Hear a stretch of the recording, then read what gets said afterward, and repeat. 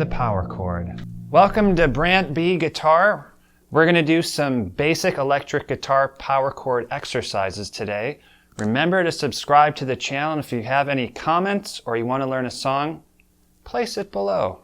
Let's get right into it, and we're going to start talking about power chords. So in the prior lesson, we did talk about power chords as being fifth chords because they're made up of an interval of a fifth. We were in the key of G. Now it's called G5 again, or the G power chord, because this is an interval of a fifth, G to D. An interval is the distance between two notes. Think of the Wizard of Oz. Thinking of signature sounds when defining an interval really helps, and a trigger will go off when you hear it in a song and you'll think, okay, that's the interval of a fifth. I think of the Wizard of Oz, the monkey scene, oh-wee-oh, oh-wee-oh. There it is, the interval of a fifth. So let's talk today about transferring chords. And then we're going to do a practice session where you can play along with me. And also remember, when you're doing this, you can always pause and go back.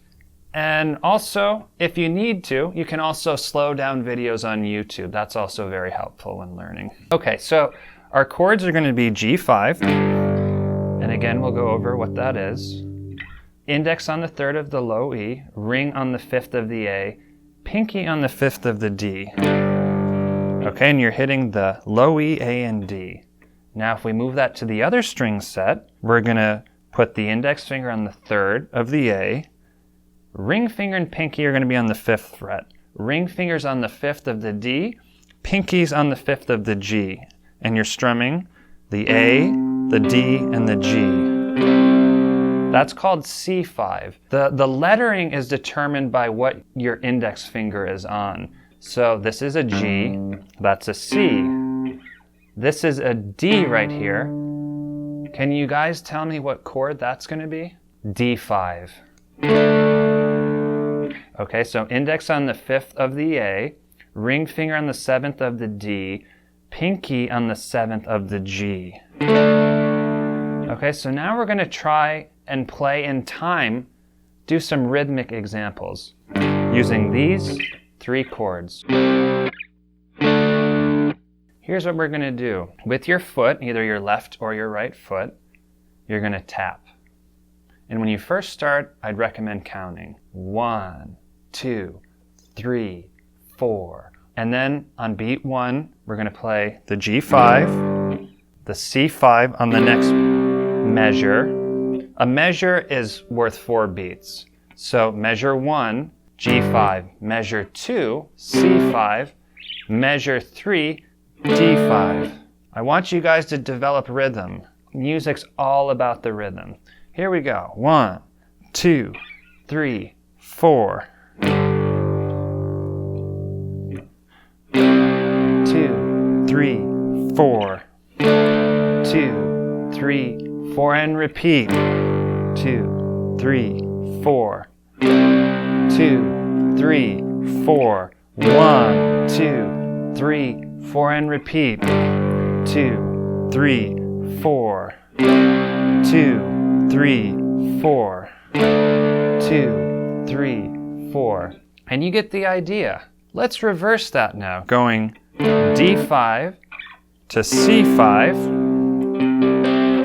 to G5. 1, 2, 3, 4. 1, 2, 3, 4. 1, 2, 3, 4. 2, 3, 4. 1, 2, 3, 4. 1, 2, 3, 4. 2, 3, 4, and again. Keep it up. 2, 3, 4. Let's create one new exercise. And remember, you can always pause this and rewind. That's the beauty of YouTube. C5, D5, G5. And for fun, let's up the tempo a little bit. 1, 2, 3, 4. 1, 2, 3, 4. 2, 3, 4. 2, 3, 4. 1, 2, 3, 4. 1, 2, 3, 4. 2, 3, 4. Staying on this for 2 measures. 1, 2, 3, 4. 1, 2, 3, 4. 2, 3, 4. 1, 2, 3, 4. 1, 2, 3, 4. One more time. 1, 2, 3, 4. 2, 3, 4. 2, 3, 4. Another thing you can practice if you're looking to sound like your favorite rock band is you can take the chord. We'll start the G5, no time here. I'm just going to talk about the right hand. And you can also strum up. It's good to practice both.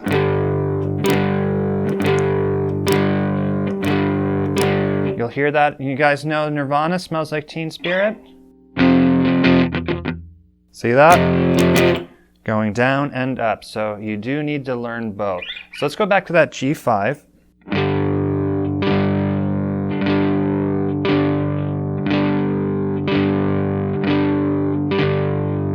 Glide across the tip of the strings. Another thing you can do, you're going to hear in most rock music, is all downstrokes on them, and maybe going a little bit faster. So you can start slow.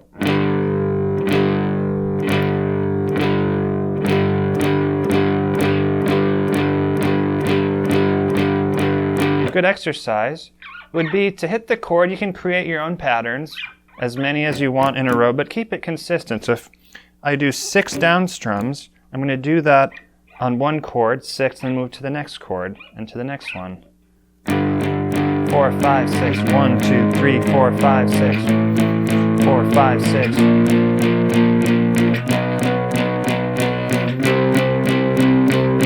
Can also reverse it.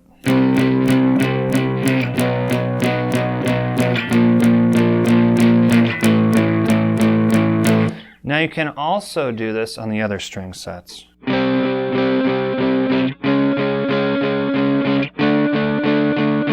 I think you guys get the idea. Now back to this G5, C5, and D5 pattern. This is called the 1 chord. This is called the 4 chord. And this is called the 5 chord. So there's a way to analyze music with Roman numerals. But all you need to know is the 1, 4, 5 is really what defines blues music, and rock music and classic rock is pretty much derived from the blues. The blues is the source. So if you hear 1, 4, 5, that's a G5, C5, and D5. If you see the same pattern, you can move that pattern up and down the board.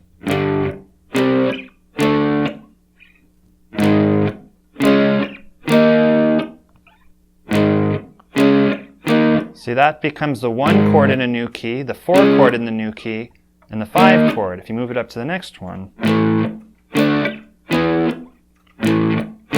It sounds like every Ramones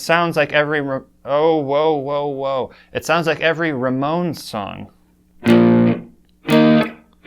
Pretty much every punk song ever written.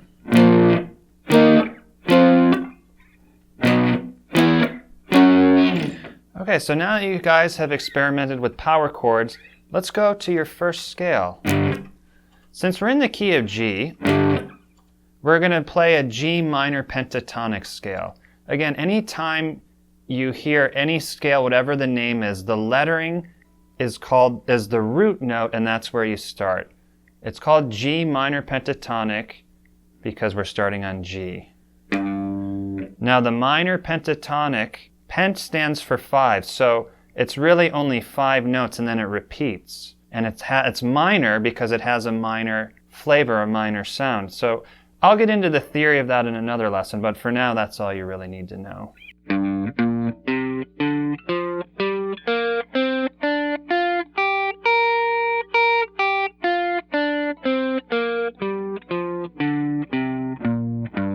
Again, minor pentatonic. 1, 2, 3, 4, 5. And this is where the scale starts again. So these are the same notes. So the notes in this scale, there's 5 notes in this scale, and then it repeats. G, B flat, C, D, F, G. We don't count the last one because it's the same thing as G. That's the first part of the scale and then it repeats. So again, G, B flat, C, D, F, G. 1, 2, 3, 4, 5. Now if you start here, the scale will repeat. The same thing I just said will start here. G, B flat, D. Oh, see, I even make mistakes. Let's try that again. The scale repeats here. G, B flat, C, D, F, G. And then it goes up to B flat. So technically it's almost 3 octaves. It's basically 2 octaves. So if you saw that, the index finger is basically always going to be on the 3rd fret. Again, you want to get on the tips of your fingers. This is not the tips. The tip is when your nail is somewhat disguised. The other thing is curl the hand underneath. Another huge tip, whenever you're stretching, the greatest distance of your stretch. So what's the farthest stretch here? 3rd fret to 6th fret. See, that's the stretch. Now my thumb is placed kind of somewhere in between there. If the thumb, what I see all day long teaching is people try the scale, but their thumb is all the way up here and they're trying to stretch. It's just physically impossible. So the thumb needs to be a little bit ahead. It's not an exact science, but you'll figure it out. Let's do that in time now. We're going to play quarter notes, which means you're going to play on every beat. Here we go. 1, 2, 3, 4. 1, 2, 3, 4. 1, 2, 3, 4. 1, 2, 3, 4. 1, 2, 3, 4. 1, 2, 3, 4. 1, 2, 3, 4. Now the other thing you can do with these minor pentatonic scales is you can also move them around. So that same shape, everything's just a fret ahead to the right.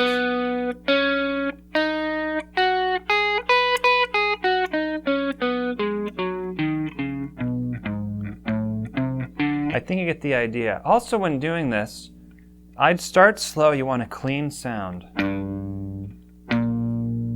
You don't want something where you're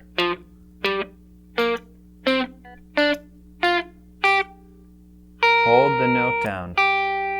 The incorrect way is called staccato. It's where a note just, it's like a punch. That's because the note is snapped off. You want to hold on to the fret a little bit longer. It's not an exact science where I'm holding down 2 seconds every time, but you want to just hold it so the note rings out. Not this. You want it to flow. Flow like water. Well, I hope you guys enjoyed this lesson. Basically, a recap, this lesson is transitioning from power chord to power chord, doing it in time with some rhythm, and the basic minor pentatonic scale. And you guys also got some basic music theory out of it. This is Brant B Guitar signing off. Remember to subscribe. If you have any questions or comments or want to learn a song, you can post that below. I wish you guys well on your guitar journey.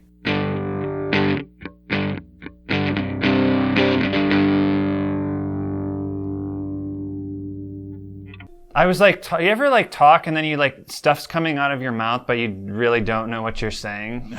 Oh yeah. Like I'm just like going. Then I was like, wait, what am I saying now?